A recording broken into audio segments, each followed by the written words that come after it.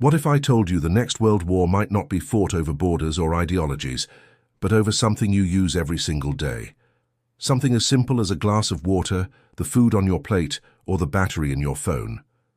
This isn't science fiction.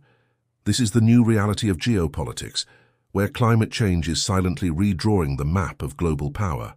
Today we're going beyond the headlines about rising temperatures to uncover the hidden conflicts already brewing over our planet's most vital resources. For decades, we've heard that climate change is a future problem, but the future is now.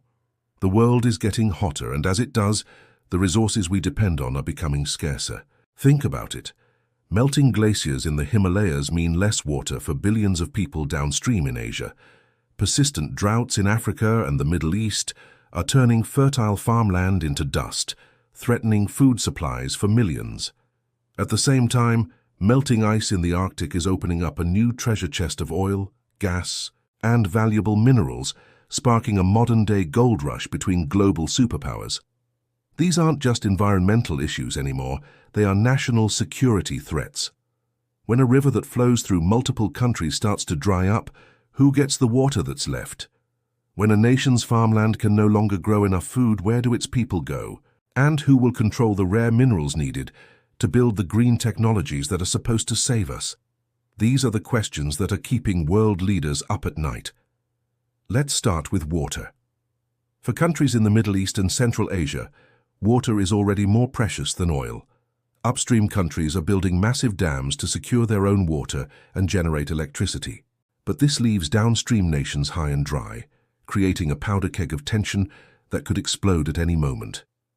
When you combine this with unpredictable rainfall and shrinking glaciers, you have a perfect storm for what many are now calling water wars.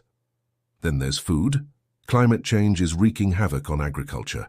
Regions that were once the world's breadbaskets are now facing desertification and extreme weather. In the Sahel region of Africa, this isn't just a farming problem, it's a human crisis. Failed crops lead to hunger, which forces people to migrate in search of a better life.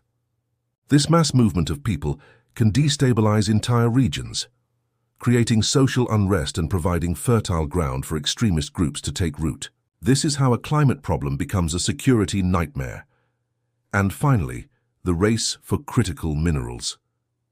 To transition to a green economy, we need vast amounts of lithium, cobalt, and rare earth elements for batteries, solar panels, and wind turbines. Ironically, this green revolution is triggering a fierce new geopolitical competition. Countries are scrambling to control the supply of these minerals, leading to what some call resource nationalism. And as the Arctic ice melts, it's not just shipping lanes that are opening up, but also a new frontier for mining, pitting nations like Russia, China, and the US against each other in a high-stakes contest for control. So, how are the world's powers playing this new game? China is making strategic moves with its Belt and Road Initiative, investing in infrastructure in resource-rich but climate-vulnerable nations to secure its supply chains for the future.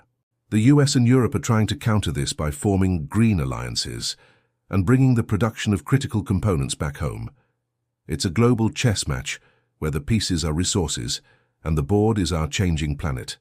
Now, this all sounds pretty bleak, but it's not a hopeless situation. The future isn't set in stone. We have a choice. We can either fight over what's left, or we can work together.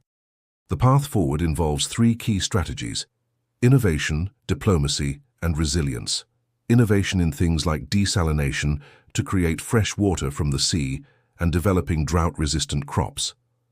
Diplomacy to create treaties for sharing rivers and managing resources peacefully, and resilience to help the most vulnerable communities adapt to the changes that are already happening.